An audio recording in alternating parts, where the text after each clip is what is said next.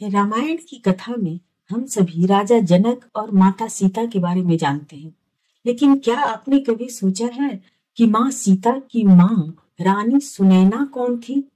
क्या वे सिर्फ एक संस्कारी महारानी थी या फिर उनका प्रशासन और राजनीति में भी योगदान था?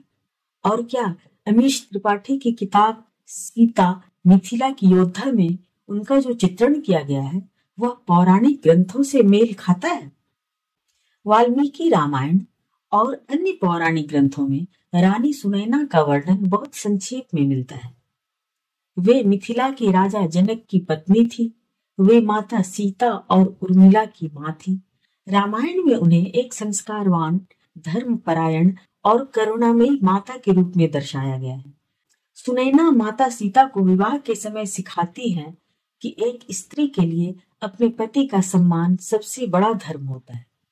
अब बात करते हैं अमीश त्रिपाठी की किताब सीता मिथिला की योद्धा में रानी सुनैना के चित्रण की। इस किताब में रानी सुनैना को सिर्फ एक पारंपरिक मां नहीं, बल्कि एक सशक्त महिला और राजनीतिक रूप से प्रभावशाली रानी के रूप में दिखाया गया है।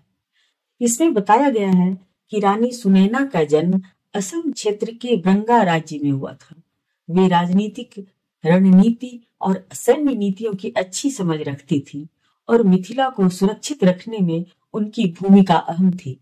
किताब में यह भी दिखाया गया है कि वे सीता को सिर्फ एक राजकुमारी ही नहीं, बल्कि एक योद्धा और नेता बनने की शिक्षा भी देती हैं।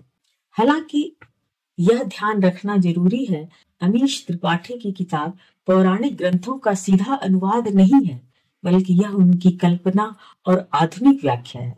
अब सवाल यह उठता है कि क्या रानी सुनैना केवल एक मां थी या फिर वे राजनीति में भी सक्रिय थी? पौराणिक कथाओं में उन्हें एक मां और रानी के रूप में दिखाया गया है, लेकिन कोई प्रमाण नहीं है कि वे राज्य प्रशासन में सक्रिय थी। अमीश त्रिपाठी की किताब में उन्हें एक सशक्त रानी और रणनीतिकार बताया गया है। ऐतिहासिक दृष्टिकोण से प्राचीन भारत में कई रानियां प्रशासन और युद्ध नीति में भाग लेती थी, तो यह संभव है कि मिथिला की समृद्धि में रानी सुनैना का योगदान रहा हो। क्या आपको लगता है कि रानी सुनैना को इतिहास में वह सम्मान नहीं मिला जो उन्हें मिलना चाहिए था? अपनी राय कमेंट सेक्शन में जरूर बताएं।